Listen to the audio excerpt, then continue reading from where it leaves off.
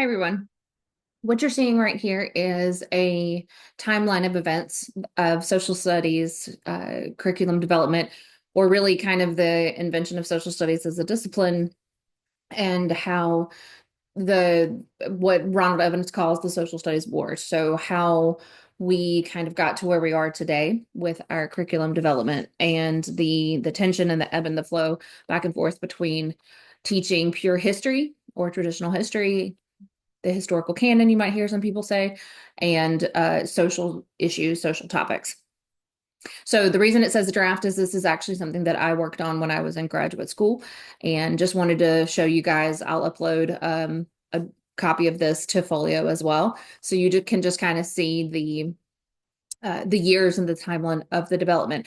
And one of the things I want you guys to think about as you look at this timeline and as you read the Evans pieces and the other things that you're reading this week is to think about what's going on in context. So like what's going on in history. So around the turn of the century, we've got the Gilded Age, progressive movement. What are women doing at that point in time as far as women's rights? What are we seeing about muckrakers and cleaning up society? Social issues are becoming a really big thing, right? So we're starting to see these ideas about social issues being important seeping into the curriculum as well.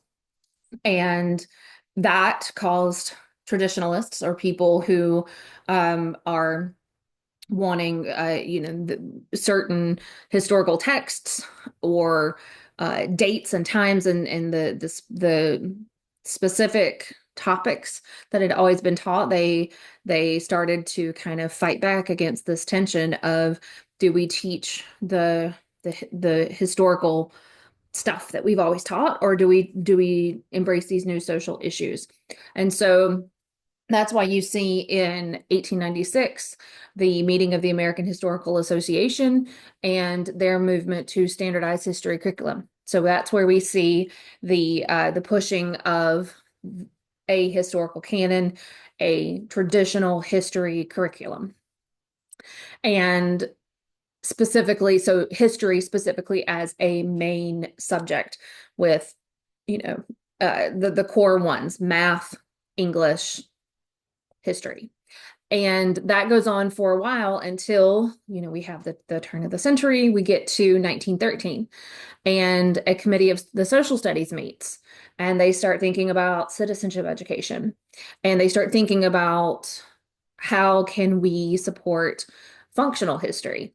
And then specifically in 1916, there's the meeting of the National Education Association, and they recognized social studies as a discipline. So looking at social issues and focusing on those. So we see a shift away from traditional history, this history-centric curriculum pattern, and focusing more on social education.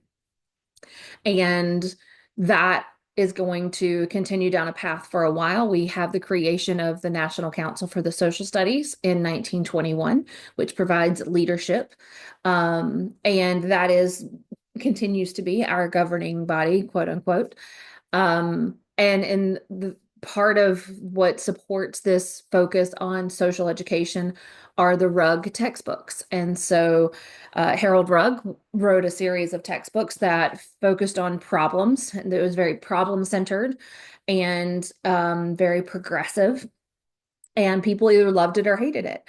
And so eventually the Rugg textbooks fell out of favor, specifically when you see that, we've got the 1940s, you have World War II, and we know that post World War II, the pendulum shifts very much back to being conservative. And so during the 40s and into the 50s, the Rugg textbooks were seen as being very unpatriotic. And so we have a shift away from progressivism, away from the social issues, and back towards traditional history-centric education. And then also we know that we have the Cold War, the paranoia, and the educational push that comes from the Sputnik situation that happens. And so that really focuses our attention back on the fundamentals and away from the social issues.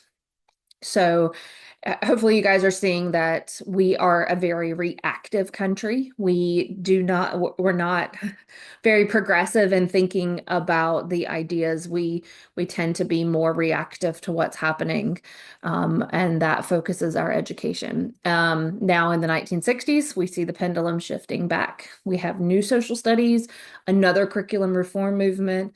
In the 70s, newer social studies, we start to see the social movements coming back out again, very much following what's going on in the nation. And in the 1980s, then we start to see that shift back to conservatism. We have the Nation at Risk that comes out, a report that comes out in 1981.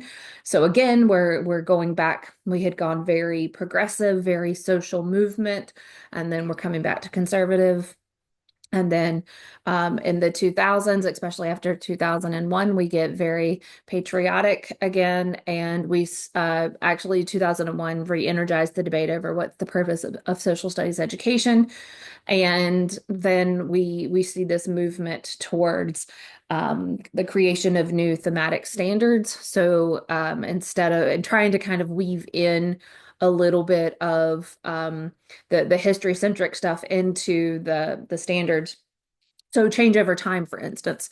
So going through the chronology of things, but what is our change over time? That's one of the thematic strands that we see published in 2010.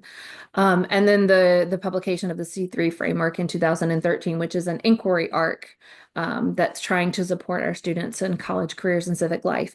Now, of course, this chart ends in 2013, and what we notice or what we could add to this post 2016 is a shift back towards more conservative.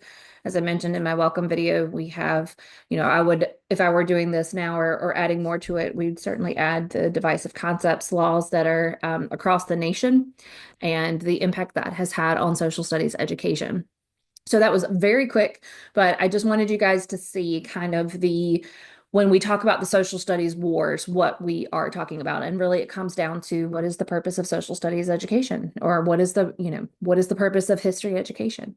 And so that's what I want you guys to think about this week as you are going through the readings.